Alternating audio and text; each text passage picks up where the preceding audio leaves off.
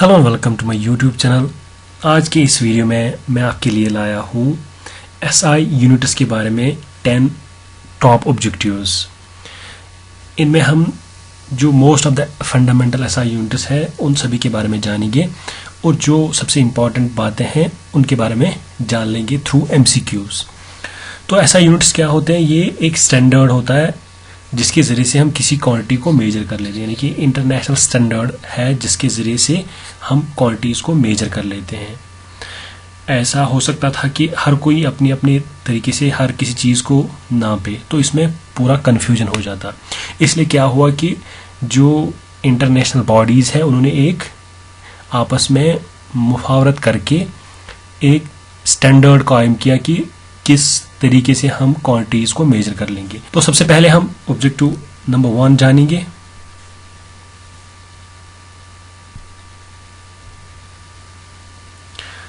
Which of the following is or are the internationally accepted system of units? से कौन सा system है या कौन से वो सिस्टम है जिनको इंटरनेशनली एक्सेप्ट किया गया है फिजिकल क्वांटिटीज को मेजर करने के लिए?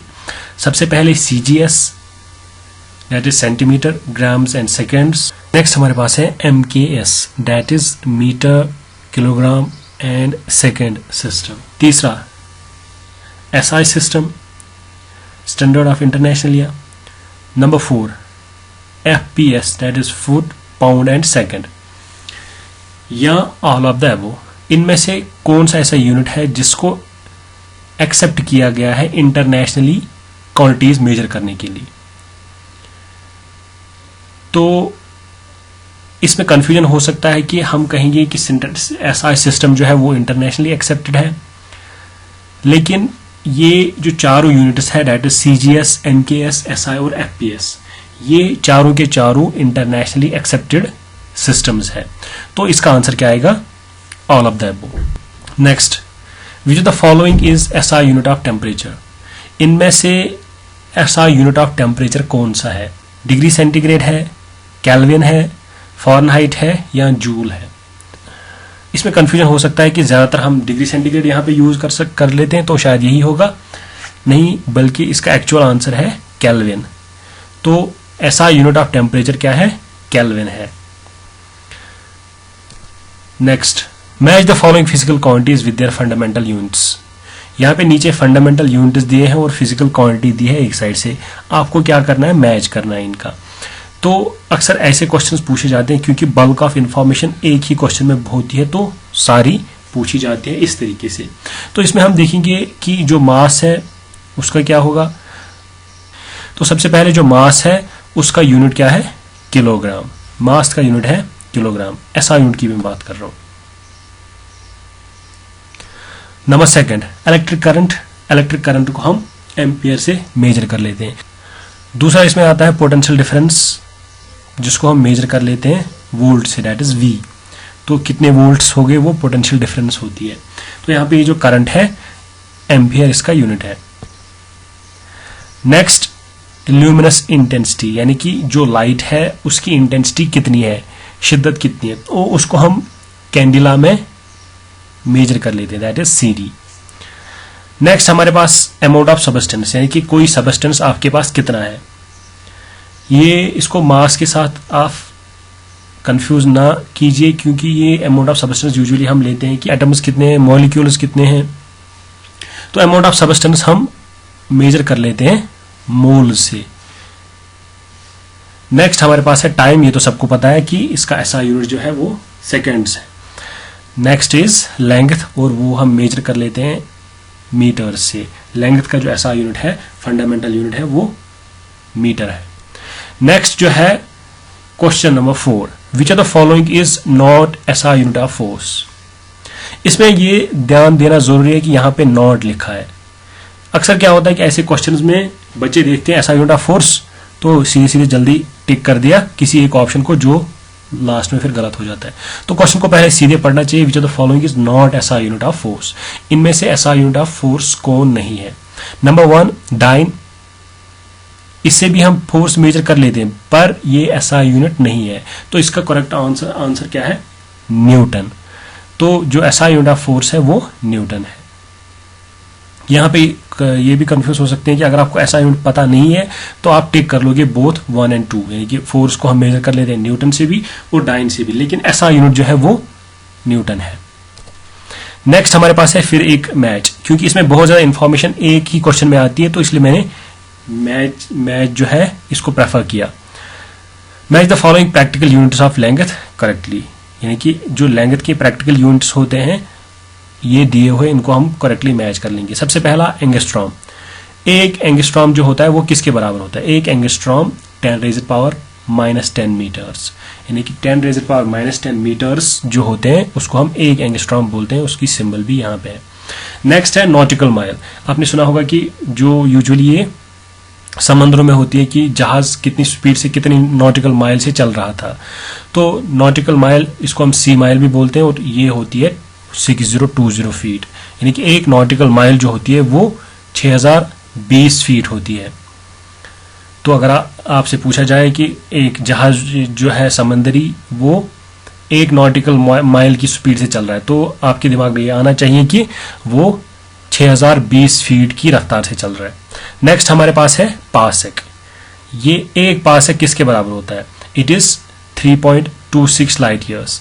एक पार्सेक हमारे पास 3.26 लाइट ईयर्स होता है, और जो एक्चुअल में 3.08 इंटू 10⁻16 मीटर्स होता है। तो याद रखें कि बात यहाँ पे है 3.26 लाइट ईयर्स जो होता है एक पार्सेक होता है। नेक्स्ट हमारे पास एक लाइट ईयर। एक लाइट ईयर कितना होता है ये मैं आपको बता दूं कि ये लाइट ईयर क्या होता है। लाइट ईयर होता है कि एक साल में जो रोशनी है वो कितना सफर तय कर लेगी, यानी कि अगर आपने अभी लाइट ऑन की किसी जगह तो लाइट जो है वो ट्रेवल करती रहेगी एक साल तक। जब वो ऐसे ही ट्रेवल करती रहेगी तो एक साल के बाद उसने कितनी डिस्टेंस कवर की होगी उसको हम 1 लाइट ईयर बोलते हैं। ये हम एस्ट्रोनॉमिकल यूनिट जो है ये यूज कर लेते हैं। तो 1 लाइट ईयर जो है वो 9.46 इंटू 10⁻15 मीटर्स होता है। नेक्स्ट हमारे पास 1 AU that is 1 astronomical unit. ये 1 एस्ट्रोनॉमिकल यूनिट जो होता है ये लाइट ईयर से छोटा होता है, that is 1.5 into 10⁻11 metres. 1.5 into 10⁻11 metres होता है 1 एस्ट्रोनॉमिकल यूनिट। लास्ट हमारे पास बचता है 1 माइक्रोन। तो 1 माइक्रोन होता है 10⁻6 मीटर्स। तो ये थे practical units of length. Next जो हमारे पास है क्वेश्चन नंबर 6, इसमें क्या है? प्रैक्टिकल यूनिट्स ऑफ मास, यानी कि जो हम मास मेजर कर लेते हैं केजीज में, तो उसकी जो प्रैक्टिकल यूनिट्स है जो रोजमर्रा की जिंदगी में हम इस्तेमाल कर लेते हैं वो हम जान लेंगे। सबसे पहला है 1 क्विंटल। 1 क्विंटल जो होता है वो कितना होता है? तो 1 क्विंटल जो होता है वो 10⁻2 kgs, यानी कि 100 किलो। 10⁻2 kgs जो होता है वो हमारे पास 1 क्विंटल होता है। Then we have 1 metric ton. आपने सुना होगा कि अक्सर जो अखबारों में आता है कि गवर्नमेंट ने 1000 मेट्रिक टन फूड अलॉट किए, 2000 मेट्रिक टन। तो ये एक मेट्रिक टन क्या होता है? एक मेट्रिक टन होता है 10⁻3 kg, that is 1000 kg। 1000 kilo जो होता है वो एक मेट्रिक टन होता है। नेक्स्ट हमारे पास है एटॉमिक मास यूनिट। अब ये एटॉमिक मास यूनिट क्या होता है? एक एटॉमिक मास, इसको हम AMU भी बोलते हैं, एटॉमिक मास यूनिट होता है 1.66 इंटू 10⁻27 kg।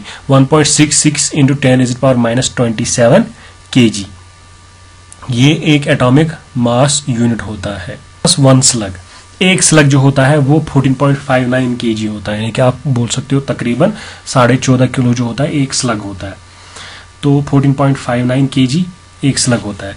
तो नेक्स्ट हमारे पास 1 पाउंड होता है 0.4537 kg। 1 पाउंड जो होता है वो 0.4537 किलोज होता है, यानी कि आधा किलो जो होता है उससे भी कम। नेक्स्ट हमारे पास है चंद्रशेखर लिमिट। चंद्रशेखर लिमिट कितना होता है? 2.8 इंटू 10⁻30 kg।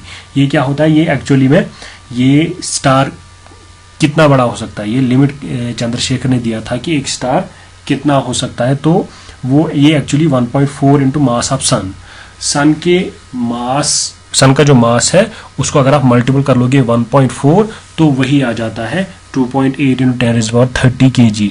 तो इससे आपको पता चल सकता है कि जो सन का मास है वो 2 इंटू 10⁻30 kg है। नेक्स्ट हमारे पास है प्रैक्टिकल यूनिट्स ऑफ टाइम। सबसे पहले है 1 सोलर डे। 1 सोलर डे जो होता है वो कितने सेकंड्स होता है। यहाँ से अगर आप देखोगे तो सेकंड्स एक ही ऑप्शन में है, तो 86400 सेकंड्स। तो इतने सेकंड्स एक सोलर डे में होते हैं। 1 ल्यूनर मंथ, एक ल्यूनर मंथ जो होता है वो कितना होता है। एक ल्यूनर मंथ मीन्स एक जो मून होती है उसको कितना टाइम लगता है रिवॉल्वेशन करने में अर्थ के इर्द गिर्द। तो वो 27.3 सोलर डेज है, यानी कि 27.3 सोलर डेज जो होते हैं वो मून को कंप्लीट रिवॉल्वेशन करने में लगते हैं। नेक्स्ट हमारे पास है ट्रॉपिकल ईयर। जो ट्रॉपिकल ईयर होता है वो कितना होता है। एक ट्रॉपिकल ईयर क्या होता है, यानी कि वो ईयर, वो साल जिसमें टोटल सोलर इक्लिप्स हो। जिस साल में टोटल सोलर इक्लिप्स हमें दिखे उस साल को हम ट्रॉपिकल ईयर बोलते हैं। नेक्स्ट हमारे पास है लीप ईयर। लीप ईयर आपको पता ही है, उसमें एक दिन ज्यादा होता है। तो जिस साल में आपको 29 डेज फरवरी में दिखे तो उसको हम लीप ईयर बोलते हैं।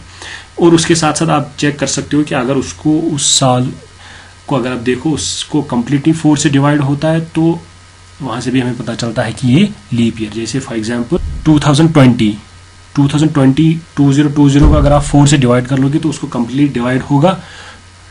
दैट मीन्स ये 2020 जो है ये लीप ईयर है। नेक्स्ट हमारे पास है 1 barrel is equal to. Important question है, ये पूछा जा सकता है कि जो एक बैरल होता है, यानी कि जिसमें हम ऑयल एक्सपोर्ट इंपोर्ट करते हैं। आपने न्यूज़ में सुना होगा कि आजकल जो ऑयल एक बैरल है उसकी कीमत बहुत डाउन हो गई है, $36 या $30 या इससे भी कम। तो इस एक बैरल में कितने लीटर्स होते हैं। तो इसका राइट ऑप्शन है, एक बैरल में हमारे पास 119.24 लीटर्स होते हैं। तो सही जवाब है 119.24 लीटर्स एक बैरल में हमारे पास होते हैं। ये थे इंपॉर्टेंट 8 क्वेश्चंस।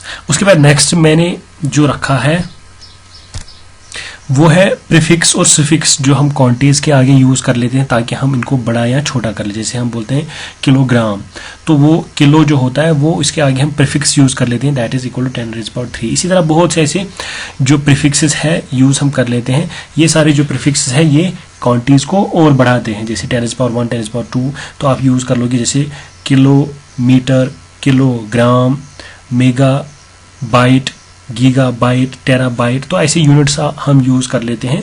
ये प्रीफिक्सेस सारे हैं हम यूज कर लेते हैं उसको कम करने के लिए, यानी कि किसी भी क्वांटिटी को कम करने के लिए, छोटी क्वांटिटी दिखाने के लिए ये प्रीफिक्स हम यूज करते हैं। जैसे decimetre, centimetre, millimetre, micrometre, nanometre या नैनो सेकंड।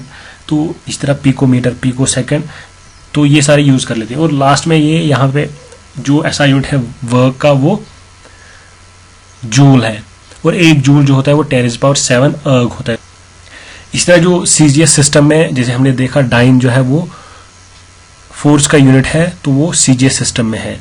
और एक न्यूटन जो होता है वो 10⁻5 डाइन के बराबर होता है। ऐसे ही नेक्स्ट एमसीक्यूज हासिल करने के लिए और वीडियोस हासिल करने के लिए चैनल को सब्सक्राइब कर लीजिए, वीडियो को लाइक कर लीजिए और दोस्तों के साथ इसको शेयर कीजिए ताकि और दोस्त हमारे साथ जुड़े और वो भी हमारे साथ ही पढ़ लें। Thank you, bye bye, wish you all the best.